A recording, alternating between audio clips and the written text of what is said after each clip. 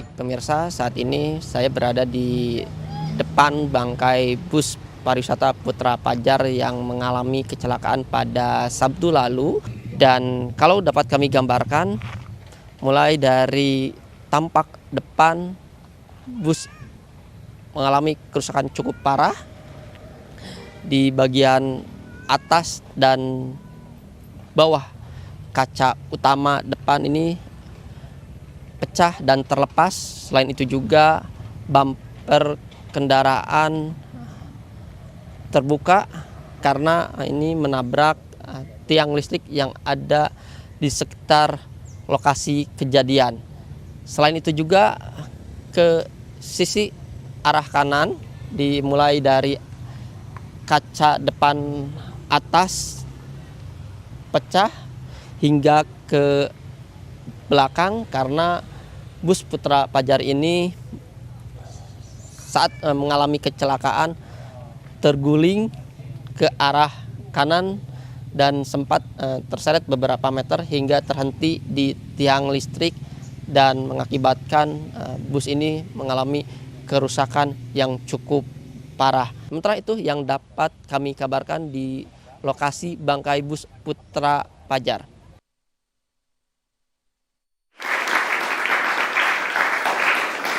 Oke, informasi dari pihak kepolisian ini juga bus Putra Fajar ini melakukan modifikasi ya dari standar deck jadi super high deck dan ini tidak sesuai dengan jenis dan kondisi sasisnya. Kita langsung tanyakan ke Bang Sani selaku pemilik pertama dari bus tersebut, Bang.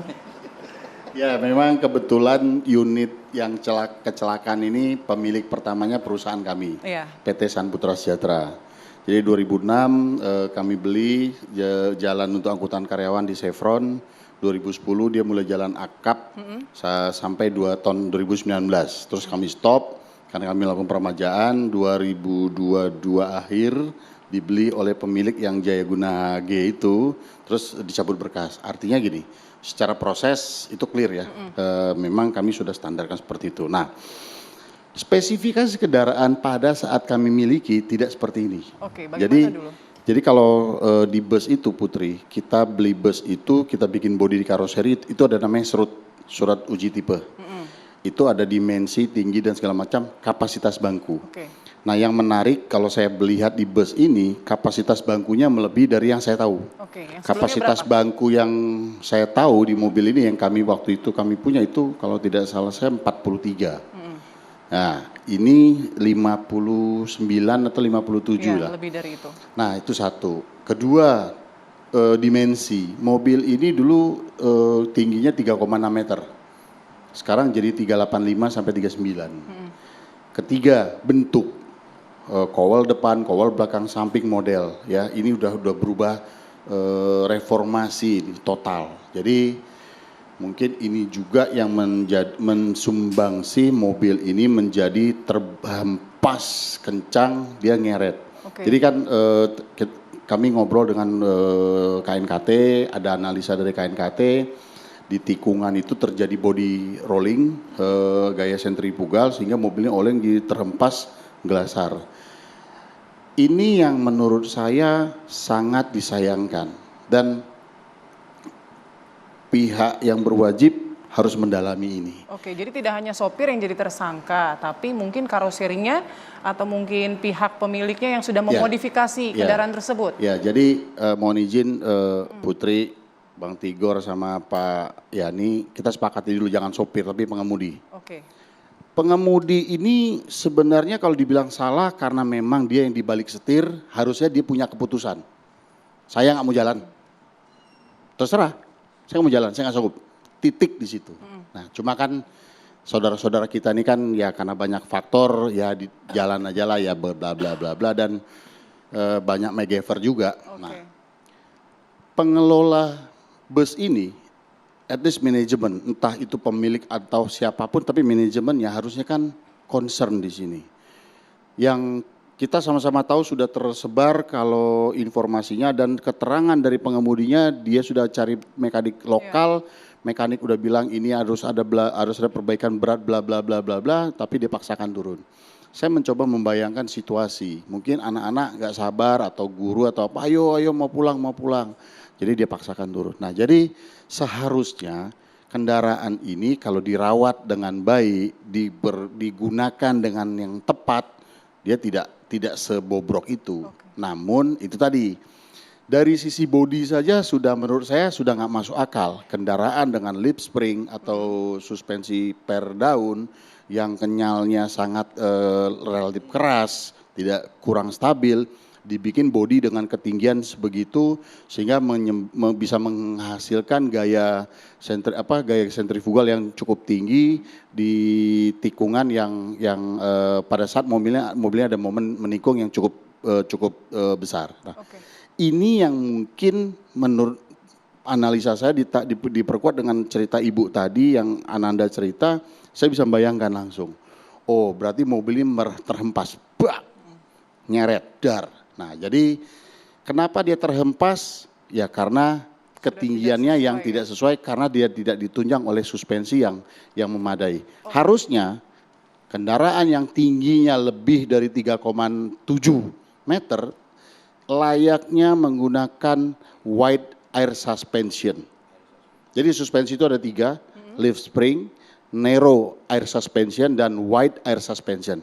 Harusnya wide yang suspensi di luar dan menggunakan angin. Nah, ini akan lebih menjaga stabilitas kendaraan pada saat dia berjalan, pada saat dia ada momen rolling dan segala macam. Oke, nah kalau dari Pak Yani, Kemenhub sendiri sebetulnya apakah sudah ada regulasi mengenai modifikasi bus pariwisata dan bagaimana pengawasannya? Kalau modifikasi sudah ada, tapi yang jelas dengan modifikasi yang tidak jelas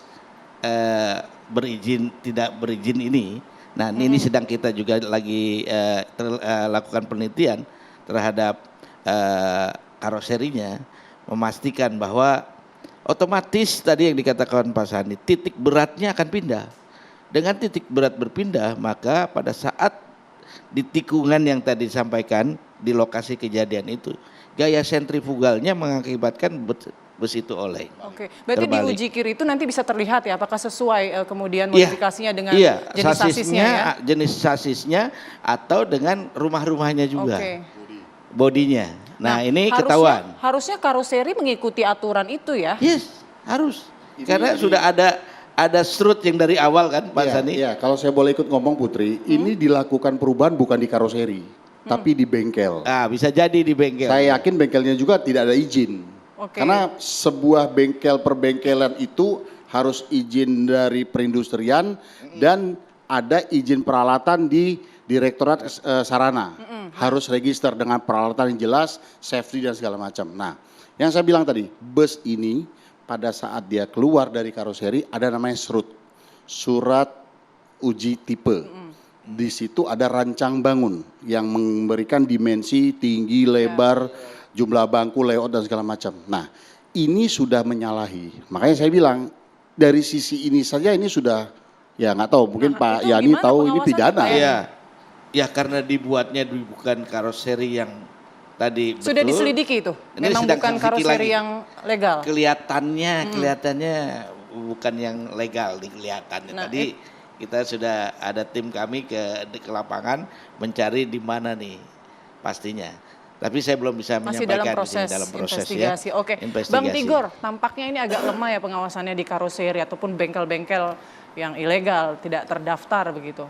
Ya, jadi gini Putri ya, di Undang-Undang Nomor 22 2009 itu ya di pasal 138 itu dikatakan bahwa pemerintah dan pemerintah daerah itu punya kewajiban menyediakan public transport yang aman, nyaman dan akses. Nah, tapi untuk menyediakan ini pemerintah nggak bisa sendiri. Dia bisa bekerja sama, diberi kesempatan bekerja sama dengan pihak ketiga atau swasta. Namun pemerintah tetap mau menjamin bahwa public transport yang disediakan oleh swasta itu juga aman, nyaman dan akses. Bagaimana caranya? Ya mereka harus punya izin sebagai operator angkutan umum atau perusahaan pariwisata. Lalu ada namanya uji kir secara berkala 6 bulan sekali, pengawasan di lapangan dengan aparat yang terkait gitu ya, dari kepolisian, perhubungan atau dinas perhubungan. Nah, di sini soalnya adalah ya kewajiban ini kadangkala jadinya lewat belakang gitu loh. Ya, ketika uji kir misalnya. Jadi ya. ujung-ujungnya angka ya? Betul. Jadi uji kirnya ya pada saat uji kir mobil atau bus bagus. Bannya bagus, bodi bagus, mesin bagus, kelistrikannya bagus. 7 unsur ya Pak, 7 apa 9 ya. Terus juga remnya bagus. Ya, tapi begitu udah keluar dari tempat uji kir, wah itu dirubah lagi tuh, diganti tuh. Oke. Jadi artinya pengawasan tuh harus dari hulu sampai Hilir. Nah ini yang harus kita lakukan sekarang. Sulit nggak sih sebenarnya Bang Tigor pemerintah untuk mengawasi itu? Ya enggak juga, itu kelihatan kasat mata misalnya kayak bis-bis pariwisata yang ilegal itu ya. Itu di Jakarta banyak loh Mbak. Coba aja jalan di daerah Kalimalang itu. Nggak sulit ya sebenarnya? Banyak kelihatan tuh. Coba bayangin masa bis AD gitu ya, bisa nongkrongnya di Depok gitu. Baik. Nah Oke. jadi disinilah memang harus ada tadi saya bilang struktur penegakan hukum Iya. itu harus jalan. Struktur penegakan hukum harus jalan ya. Iya. Pengawasan harus lebih ketat saya ya Bang Tigor pengen ya. juga mengajak ini sekali-sekali ada lah ya, bukan sekali-sekali, berkali kalau ada yang melanggar aturan, hukum aja. Langsung. Iya, cabut izin usahanya. Oke, baik. Supaya pengusaha-pengusaha yang baik seperti Bang Sani ini merasa, wih, saya bener nih berarti aman. Kok selama ini yang nggak bener aman juga. Masalahnya Ngiri juga nggak Bang Sani? Masalahnya mereka tidak ada izin, Bang. Nah, itu Apa yang mau makanya. dicabut? Nyawanya. Bukan. Itu kan. Enggak, dikasih sanksi hukum yang berat. Misalnya. Kandangin. Itu yang paling tepat. kandangin juga pidanakan. bisa juga Pidanakan. pidana di pasal 359, 360. Karena kelalaian menyebabkan orang lain itu meninggal dunia atau cacat. Oke, baik. Pakai itu. Langsung ya. Nanti Iya. kita akan jawab ya Pak Yani. Apakah Iya. Kemenhub bisa menegakkan hukum, Itu berani polisi. nggak memberikan Itu polisi, sanksi? Mbak, kalau pidana. Oke, nanti mungkin bisa bekerja sama dengan pihak kepolisian. Berani nggak untuk menerapkan sanksi tersebut? Kita akan bahas sesaat lagi. Usai jeda berikut kami kembali.